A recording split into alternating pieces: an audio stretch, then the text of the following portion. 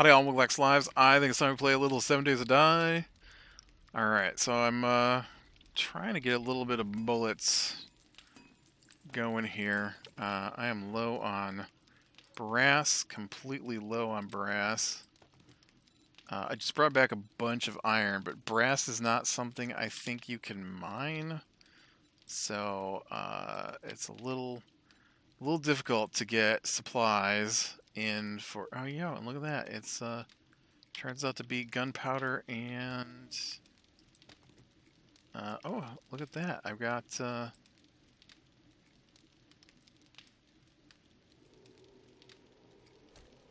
some tons of gas made.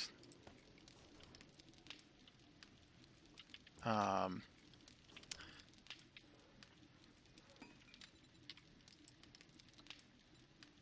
oh, did I not pick up my bullet tips?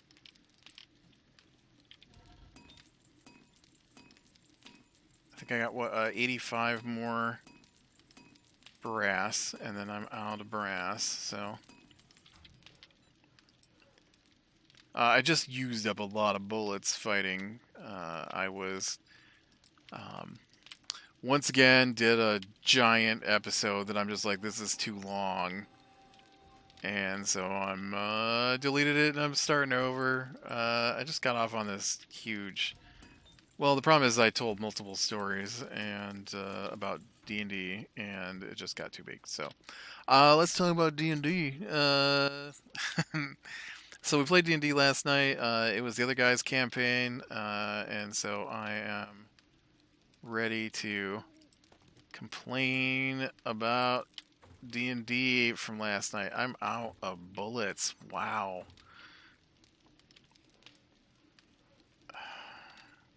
I got a lot being made, but I am out of bullets. So I need brass. I don't know. I don't know where the best place to go to get brass is, though.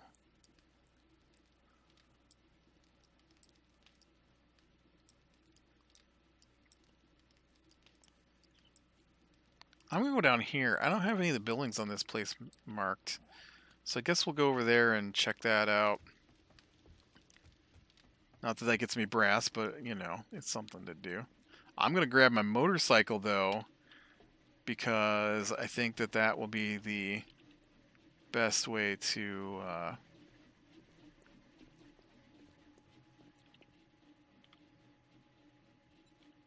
travel around once I get to places, since I can pick it up real easy. Yeah, we had ended the previous session that we played for that at a drow fortress. Drow are evil creatures, and are you gonna? I don't know what just happened there, but my nose would not come up. So now I'm trapped. Thanks, game. Um, and like they're not. It's not like. I mean, there are some non-evil drow, but we are fighting the evil variant for sure. And so, plus they try to kill us on multiple occasions when we try to talk to them. So I don't. We kind of started a whole personal war again. Jeez. I don't even know why I try. I can't control this thing. Can I please just get in the air? Please. Thank you. So they we tried to talk to them once and they tried to kill us. And then the next time we tried to talk to them, they tried to kill us. And then the next time we tried to talk to them, they tried to kill us. So it's happened multiple occasions. So now we stop talking and we just kill them. And so we've come across this big fortress of them. Technically, we don't know there's a fortress there. Our DM just keeps telling us there's a fortress there. Because we can only see 60 feet. We don't really run torches. We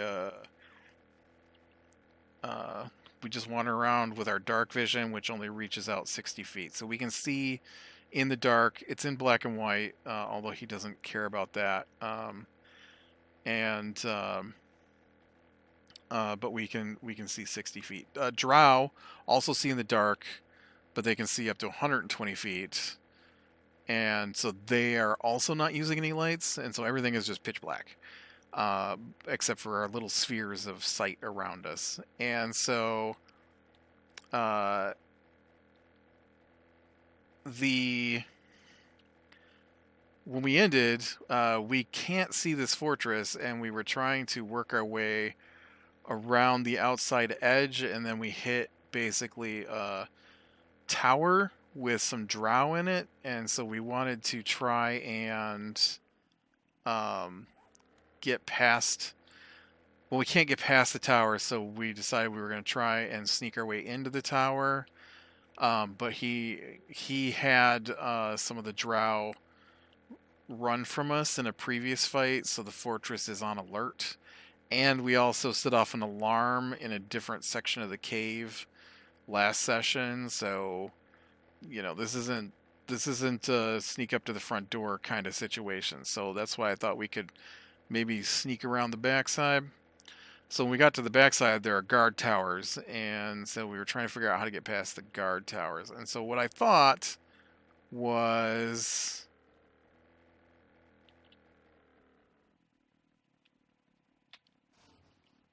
do I have a base here? This must be my old base. I totally forgot this place even existed.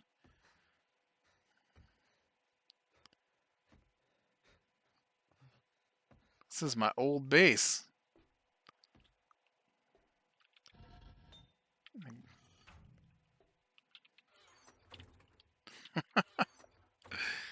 Oh man, interesting. So we start the session, and so we can see that there's a tower, and we can see that there's people moving in the tower, but we're hiding in a field near the tower, and so we get our description. The tower is made out of black stone. It's super smooth, and it's like 40 feet tall. And then next to the tower is these 30-foot tall, 30-foot tall walls with 5-foot spikes sticking off the walls, and spread between the spikes is spider web, because the drow are very connected to spiders, and so they have like spider mounts and spider guards and lots of web stuff. And so I'm like, okay, so is this tower? He talks about how it comes up to a roof. I'm like, so is it like a pointy roof like we'd have on a house, or is it like an open area on the top, like with crenellation, like you see with some towers? The jagged openings around the edge. He's like, well, there's arrow slits. I'm like, well, I'm talking about the top of the tower. And so he says, no, there's nothing up there. I'm like, well, okay. And so then we're trying to figure out how to get up on top. And I'm like, okay, so here's my thought. I have a fly scroll, and so their thief is high enough to be able to use a spell scroll, even though I don't think that it should work that way, but that's not how D&D's broken rules work. This is where I go off on a tangent about D&D's broken rules. D&D has a weird thing where, so the people who make D&D basically don't want to update the books or admit that some of their writing is terrible. And so anytime there's some kind of weird rule glitch, they just say that that's the way it's supposed to work. And there's just no way that some of these things are supposed to work the way they say they should work. I just can't believe that that's the rule. Um, so the big one that they just did that really irritated me was um, invisibility. So when you cast invisibility on a person, obviously it does what it says, right? It's invisibility, so you become invisible. Well, the spell does not make you invisible. The spell applies the invisible condition. And so when you go to the rules for the invisible condition, when they write down rules in D&D, they will often use bullet points. And so when a rule has bullet points, the bullet points are supposed to be taken as separate parts, which usually is fine. So as an example, I have a ability on my fighter called Great Weapon Master. Great Weapon Master has multiple bullet point parts. One of the bullet points is if you're using a heavy weapon, you can take a -5 on your attack attempt, but you get to add 10 damage, right? So it's like a raw kind of a swing with your heavy weapon. Not as accurate as the other version. Ooh, this might possibly get me some brass. I was very disappointed with the brass I was getting earlier, though, so I'm not certain that this is viable. But let's check it out while I talk.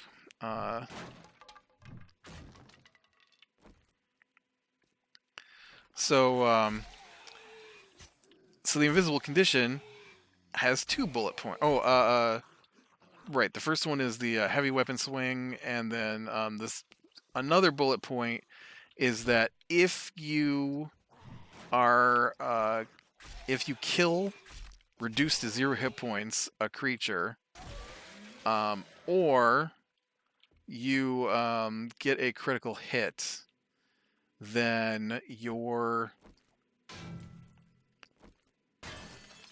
Okay, I think this is brass right here. Brass faucet. Oh, we also I can get I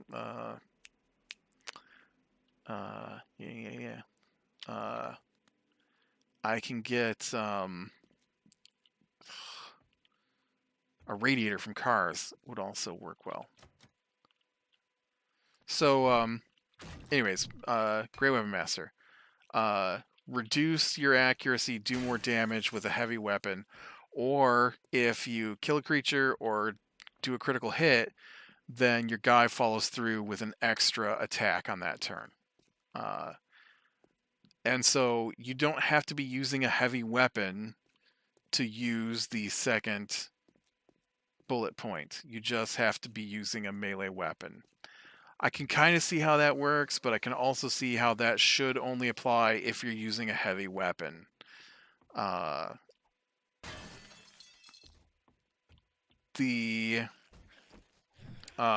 guess another one would be like Sentinel.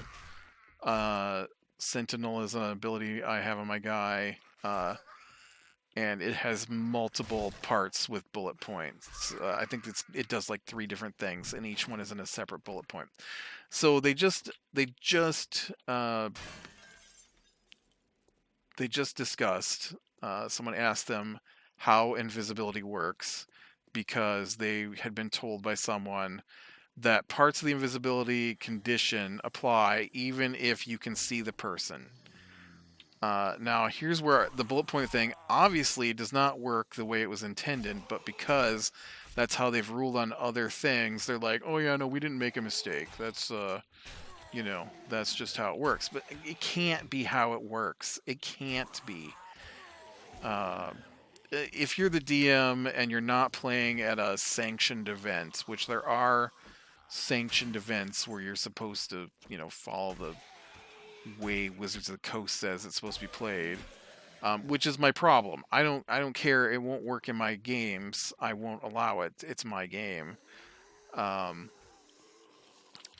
will just say that if you can see an invisible person, then they are no longer affected by the invisibility condition. Simple as that.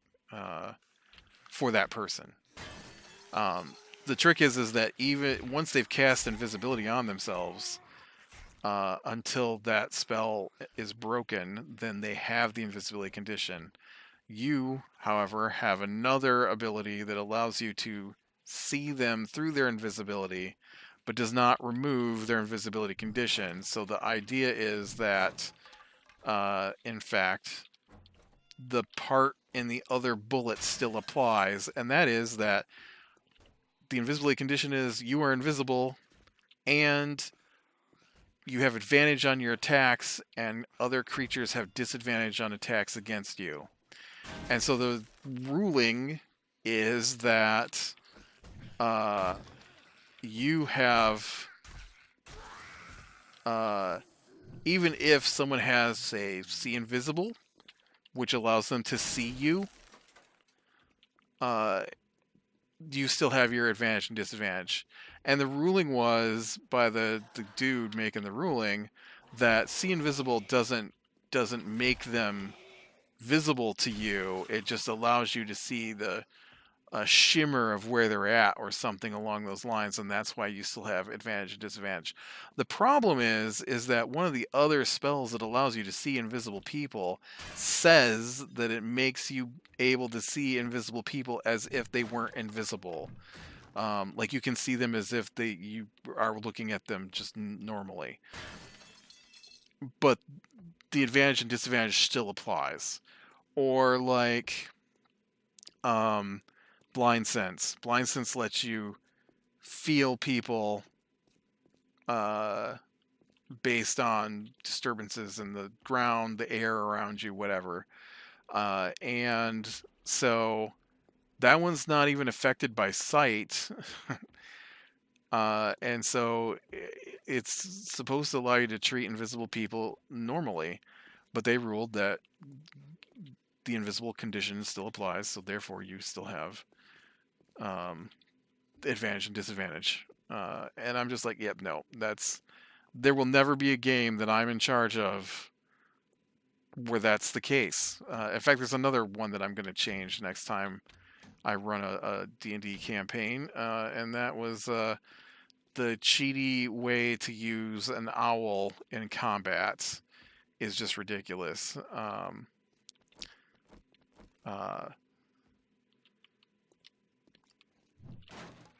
Because one of the other guys in the game, he has to do the cheatiest thing possible whenever he can.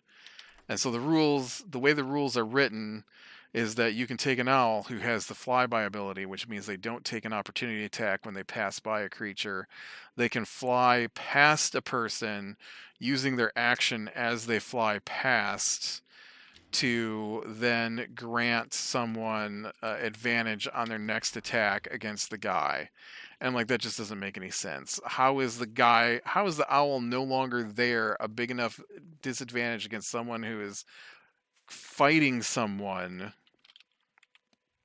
so that they have disadvantage or advantage on the next attack against them? It just does not make any sense to me that if you're no longer there, you still have the same effect. No. Yeah, that's not a bad way to get brass, huh? So anyways, so thieves have this same thing going on with them. So back to our campaign, and that is a spell scroll requires you to be able to cast the spell to be able to use the spell scroll. But a spell scroll is a magic item, and a thief subclass thief has the ability to use magic items even if they don't meet the requirements. Now, in my head, the way this plays out is a thief knows enough about magic items that he knows the tricks to activate them. So it's more of an activating a magic item, like an amulet of fireball or something, right? They got just enough juice to start it off. And so that allows the thief to use any magic item. But I don't see how the thief being able to use the magic item allows them to cast a spell that they can't cast. I didn't make the rules on the spell scrolls. I think it's stupid. I think that spell scrolls should be items that anyone can use. They give them out so much in D&D adventures. Ridiculous numbers of spell scrolls as rewards, and then nobody can use them because only the people who can cast those spells can use the spell scrolls. And it's dumb to me. I saw you coming. I didn't do anything about it, but I saw you.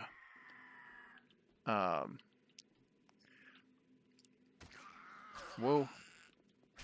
Found a little hole.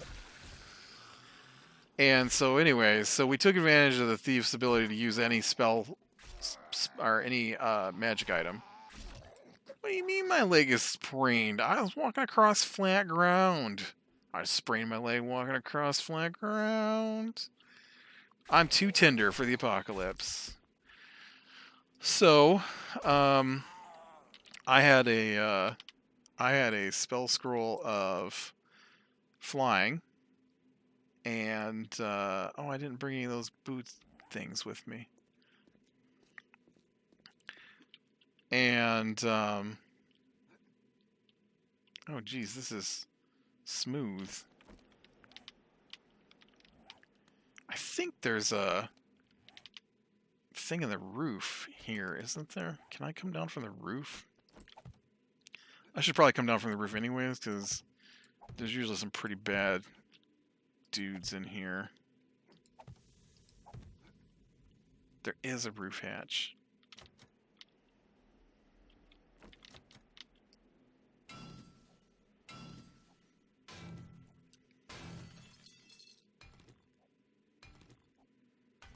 Go through the easier concrete. So, he casts flying on himself, and then I cast greater invisibility on him, and then we flew up to the top of the cylinder smooth tower.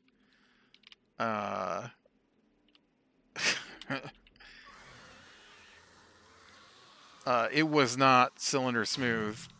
That was our DM's imagination. And then as I asked him questions about where we could apply a rope without alerting people, like tying it to the spikes on the wall nearby that are covered in web. Oh, crap. I'm stuck.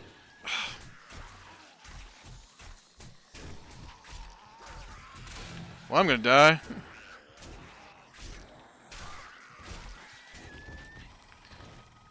I didn't expect them to bust through the door so quickly. I thought there, I don't know, might be some defense to the door that would take them a few minutes. Like, long enough for me to finish a single lockpick.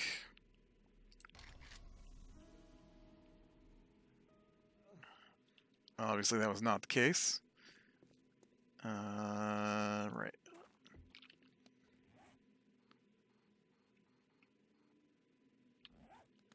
So, as I was asking him questions about the spiked wall next to the tower, thinking I could attach a rope there. Well, not me, the thief who is invisible and flying now. And lo and behold, as he read the actual book, instead of just reading the parts that would make it harder for us to try and sneak into this tower, the tower that we thought was part of the castle that turned out not to be part of the castle, it's crenellated at the top, like I asked in the first place, that he said no. And so we were able to just tie a rope there and then climb up. And then he goes off on this thing. So he was playing a character, and then we got another person to play this, and so that person took over his character. But they didn't want to play his character, so they started their own character, and then they were supposed to have his inventory.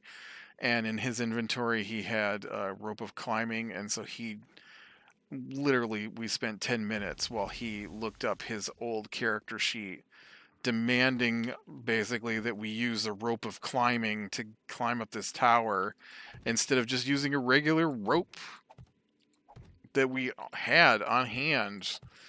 It was crazy how much he wanted this rope of climbing to be used.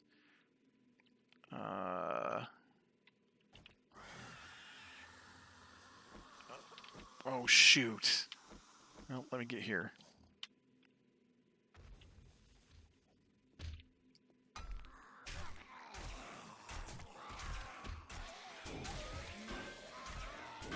My gun is currently being repaired. Oh.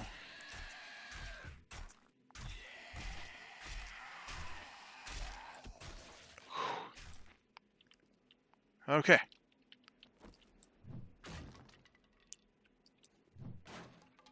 Nice. Alright.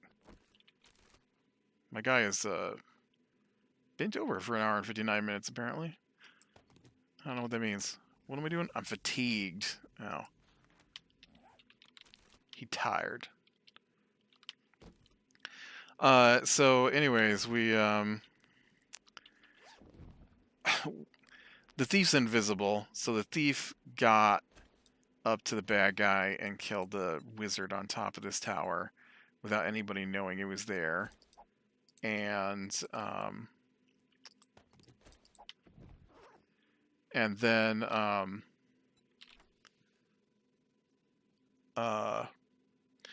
we worked our way down through the tower, and when we got to the bottom of the tower, we could see through the arrow slits on the outside that there were some guys outside the tower looking around because we'd set off this alarm, but in a different section of the complex. And so they were looking in the wrong spot, basically. And so I told the ranger he should go up to the roof and fire down on the people down below. And so then he asked what the rest of us were doing. I was like, well, I'm going to open the door so we can see out. And he goes, well, there's guys here, so we should probably go in initiative order. And I'm like, okay. And so then he says that the ranger, who had already taken his turn to shoot, that would be his turn. And then suddenly it was because I play two characters because there aren't enough of us to play one each. Then my guy, my fighter, who had the lowest initiative, would go next. And therefore, we had used the entire turn firing one round of arrows and then opening a door. Because he had filled the entire area between us and the castle with guys. So at this point, I still have not looked in the book to see what's supposed to be going on, which I often do because I can't believe some of the ways our nights go down playing a pre-made adventure. And because he misses stuff, he can't read things for some reason. More, I feel like he refuses to read things. I don't know if I have steel leggings or not. And so I do, and they are also level 1.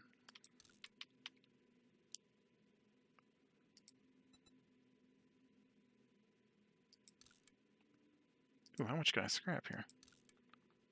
Oh, I got my gun back, so a lot.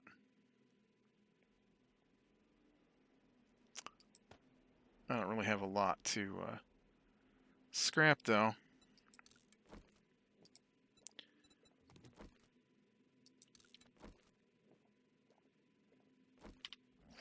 So,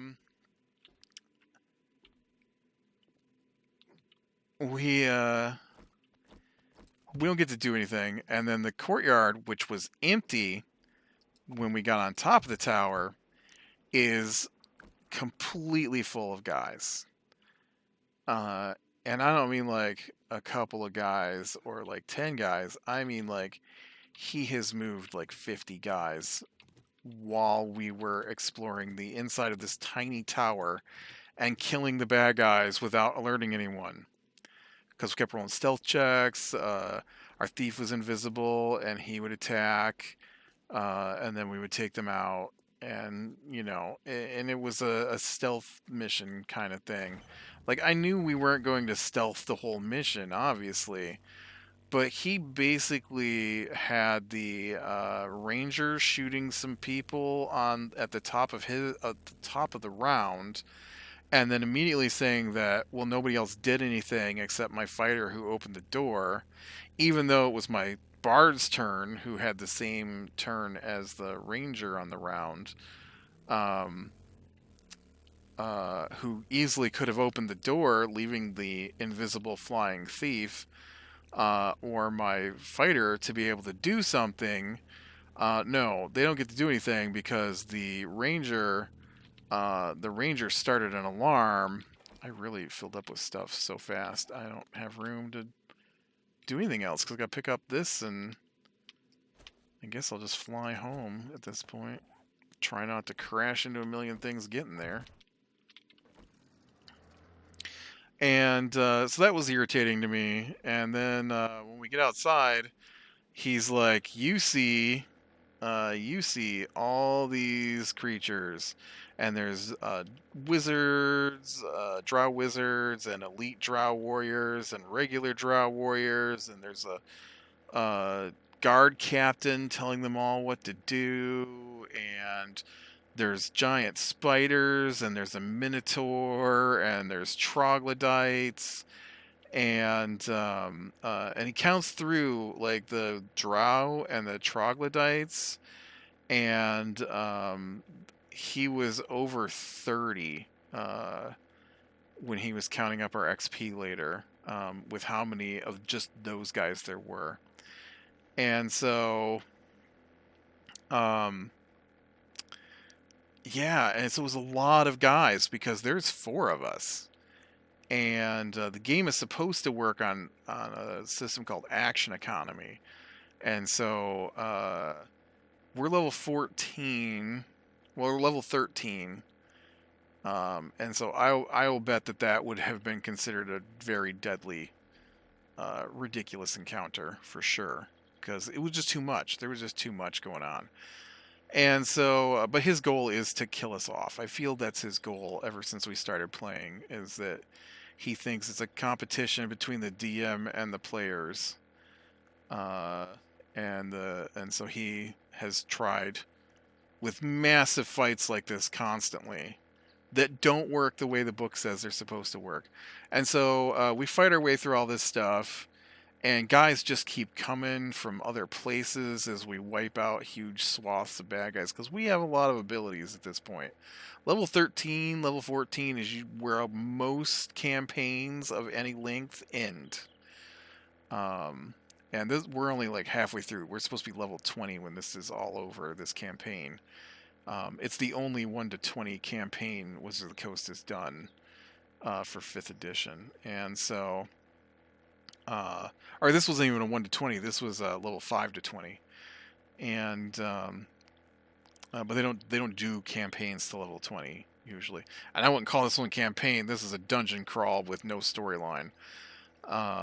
So, anyways, so we fight through all this stuff, and I'm like, this is so weird. And then he's like, some of these troglodytes are children, and I'm like, children.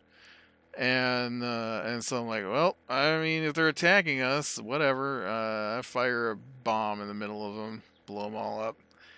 And, I mean, it's a game, right? Not the first group of troglodytes we've killed in this campaign. I mean, nobody offered to talk to us. Nobody demanded our surrender. They attacked. Not only did they just attack, but because my fighter suddenly ended our turn for us by opening the door so all the bad guys could see us, he had a minotaur charge into the tower so that it filled the doorway so we couldn't get out of the tower. Because I guess his plan was to lock us in the tower and just shoot at us through the arrow slits from the outside. And so yeah, we fought our way out and we killed a bunch of the guys. And so afterwards, I'm looking at the book because I want to know how this happened. That many people shouldn't have just magically appeared because an alarm went off. They should have had to run to where we were at. Not just immediately be there. And but it turns out that we're in the the northwest corner of the castle area, the fortress complex, and half of the guys who just magically appeared in front of us were supposed to be at the castle gates on the opposite side of the fortress complex from where we're at. The troglodytes and the minotaur and the spiders, the giant spiders, all were from the slaver pens, which were to the south of us. The troglodytes and the goblins, I believe they're goblins as well. The troglodytes and goblins are supposed to be half-starved menial workers who cower in fear. And the Minotaur is supposed to have been chained to the ground to the point that it can't move with its horns removed, which it clearly attacked us with its full Minotaur attack might. There was no toned down nothing on his part. And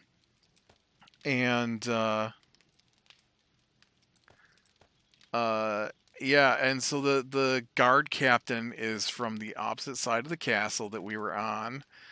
So it's going to be interesting when we go and play next week, or not next week, but the next time we play this, because he has removed all the bad guys basically from the castle and made us fight them all at the same time. And the troglodytes and goblins and stuff are supposed to join us against the drow if we free them and are fighting the drow. But instead they attacked us without stopping, without even any kind of fear involved on their part. And yes, it was crazy. It's crazy. He dumped so many guys against us. Let me explain how many guys he dumped against us. The previous session, we were about 4,000 XP shy of our next level. And he figured up the XP and then asked us how much XP we were supposed to have or how much XP we needed to finish our level. And two of us said, we've got a ways to go. And the third guy said, this is how much we need. And so he immediately halved the amount of XP we were supposed to get so that we didn't go up our level last session. So this session, he said, I'll figure out XP and I'll get you your XP the next time we play. And I was like, nuh-uh, we're getting our XP tonight. Now, we aren't going to go up our level even when we have enough XP because we use, you have to long rest to get your new abilities system.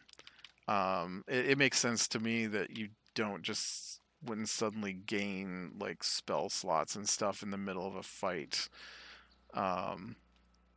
like we're in. Like once we complete the fortress, then we'll go up our level. It's not like it's going to be a long time, but he didn't want to figure it out because we were close to our level. And then we're like, no, you can do it now. We don't trust you not to forget half of the fight because he often will just leave out whole sections of XP to reduce the amount of XP that we're getting. And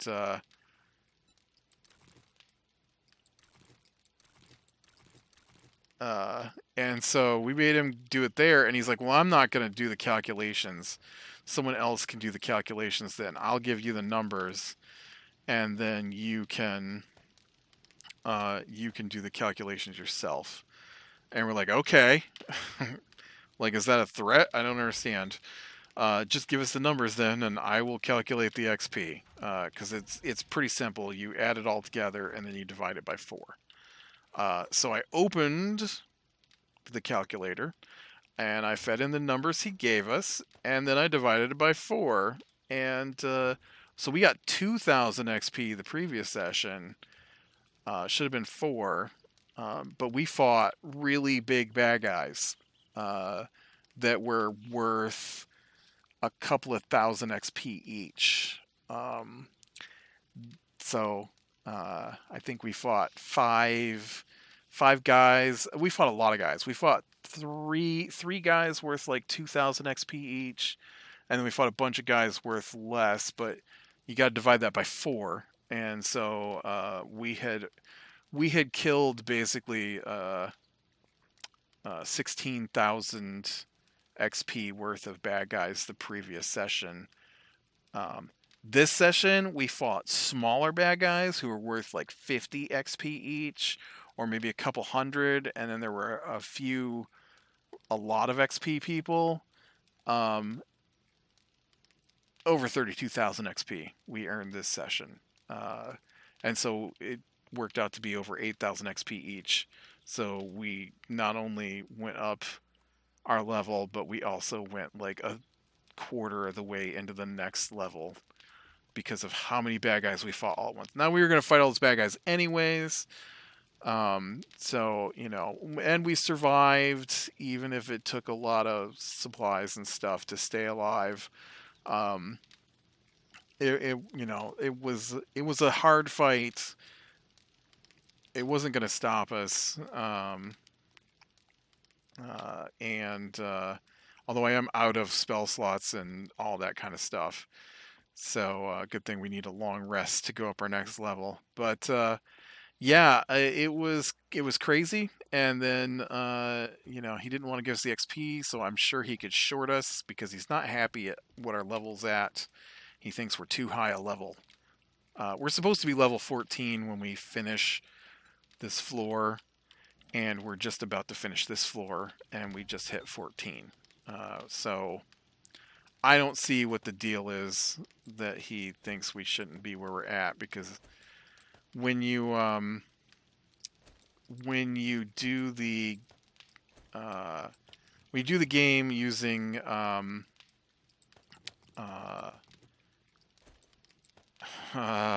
can't remember what it's called. We do the game using XP versus milestone. There we go. Milestone is the books will tell you your character should be this level when they finish this dungeon or this floor of this dungeon, right?